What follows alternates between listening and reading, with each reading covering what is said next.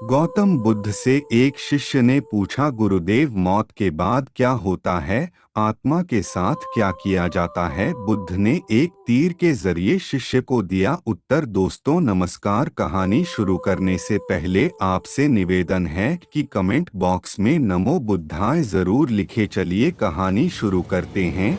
जीवन और जीवन से जुड़े विषयों पर गौतम बुद्ध का नजरिया बहुत सटीक और एकदम समझ में आने वाला ही रहा है। उन्होंने कभी किसी विषय को बहुत उलझाकर नहीं समझाया। अपने शिष्यों की सारी जिज्ञासाएं वे साधारण से उदाहरणों से ही हल कर दिया करते थे। एक बार बुद्ध से उनके एक शिष्य ने पूछा, भगवान, आपने आज तक यह नहीं बताया कि मृत्यु के बाद क्या होता है। उसकी बात सुनकर बुद्ध मुस्कुराए। फिर उन्होंने उससे पूछा, पहले मेरी एक बात का जवाब दो। अगर कोई कहीं जा रहा हो और अचानक कहीं से आकर उसके शरीर में एक जहर भरा तीर लग जाए तो उसे क्या करना चाहिए? पहले शरीर में घुसे तीर को हटाना ठीक रहेगा या फिर देखना कि बाण किधर से आया है और किसे लक्ष्य कर मारा गया है? शिष्य ने कहा, पहले तो शरीर में घुसे तीर को तुरंत निकालना चाहिए, नहीं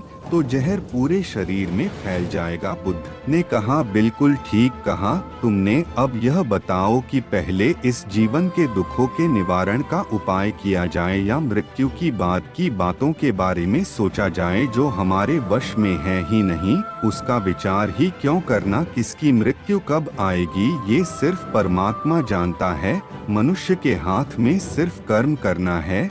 उसे उन विषयों के बारे में सोचकर वक्त बर्बाद करना ही नहीं चाहिए जो बातें उसके हाथ में है ही नहीं। उसे सिर्फ उन बातों के बारे में सोचना चाहिए जो वो कर सकता है। शिष्य अब समझ चुका था और उसकी जिज्ञासा शांत हो गई। दोस्तों कहानी पसंद आई है तो वीडियो को लाइक कर दे। दोस्तों इस कहानी से हमें यह शिक्षा मिलती है कि इंसान को उन बातों के बारे में सोचकर समय नहीं गंवाना चाहिए जिन पर उसका कोई जोर ना हो। हमेशा उन बातों के बारे में ही विचार करें जो आपकी परेशानियों को कम कर सके, समाज को जिससे फायदा हो या किसी इंसान की मदद हो। दोस्तों गौतम बुद्ध की प्रेरणादायक कहानी के लिए हमारे YouTube चैनल अमूल्य वॉइस को सब्सक्राइब करके नोटिफिकेशन घंटी को ऑल पर सेलेक्ट कर ले। नमो बुद्धाय।